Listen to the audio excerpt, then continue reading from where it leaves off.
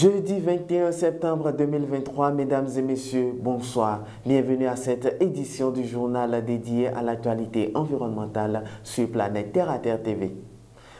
Un port autonome est une frontière d'entrée et de sortie sur un territoire. Compte tenu de cette réalité, le gouvernement du Bénin s'emploie à initier des mesures strictes pour optimiser le dispositif sécuritaire dans les eaux maritimes et sur les corridors et sur les divers corridors. Voilà. Pour rester focus sur ces mesures sécuritaires, les responsabilités sont confiées aux services sécurité et de protection de l'environnement au port autonome de Cotonou. La rédaction de Planète Terre à Terre TV s'est rapprochée du chef service pour plus d'éclaircissement. Reportage.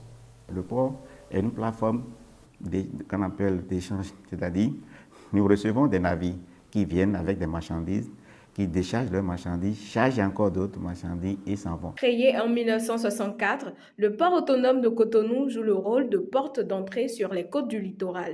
Au-delà de ça, l'aspect environnemental est pris en compte dans leur processus de fonctionnement. Pour préserver la pollution marine, le port a mis en place quand même un certain nombre de dispositions, c'est-à-dire nous avons une procédure de gestion en cas de déversement accidentel. Et nous avons aussi mis en place quelques équipements de grande nature comme des grands barrages pour empêcher que, en cas de déversement abondant au niveau de leur bassin, pour que ça n'aille pas dans les eaux continentales. Dans leur politique de qualité, sécurité, environnement, le port autonome de Cotonou prend en compte également les réglementations des normes internationales.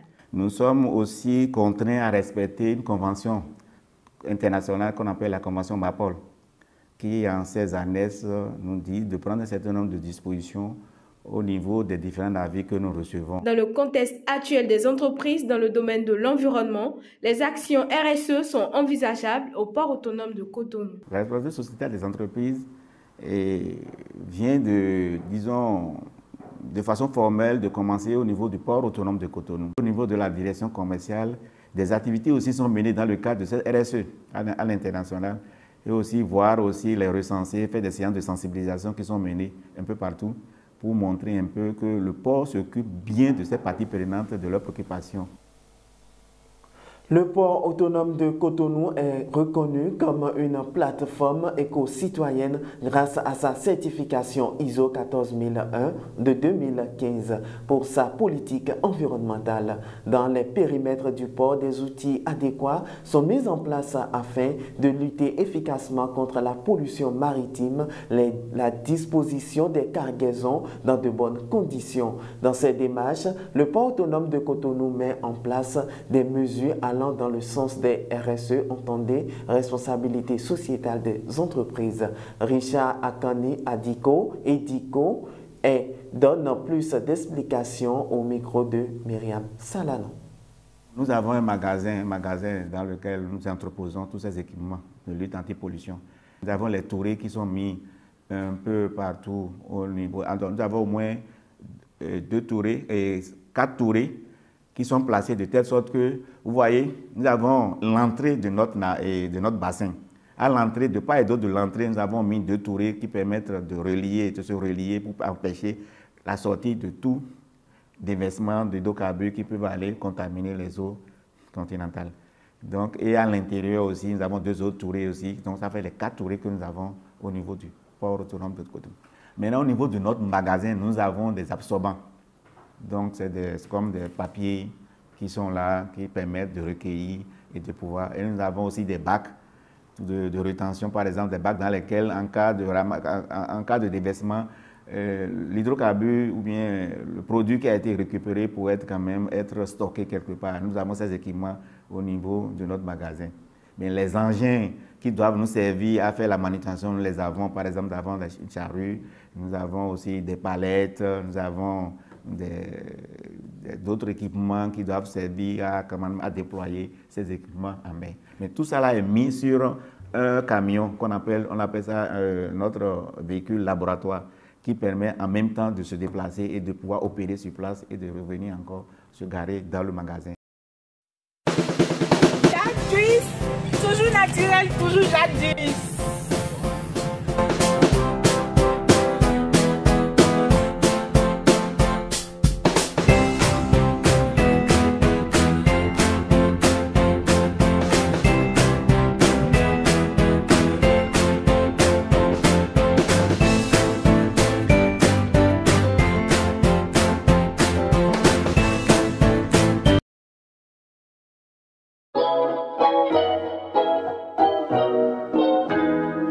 la poudre de baobab, des pastilles, du miel sont des produits 100% naturels de African Pass.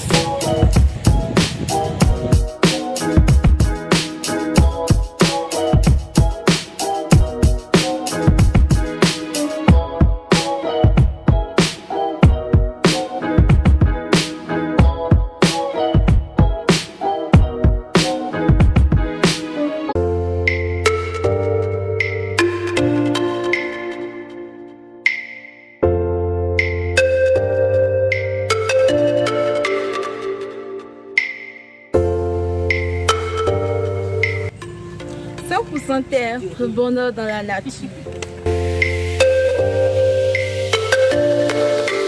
That feels good.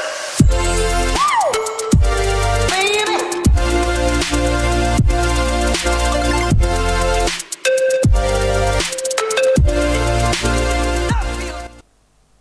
L'utilisation et la production des énergies fossiles ne sont pas sans conséquences sur l'environnement. Elles sont à la base de bon nombre d'effets dévastateurs dans la destruction de la couche d'ozone, puisque ces énergies émettent une bonne quantité de gaz à effet de serre.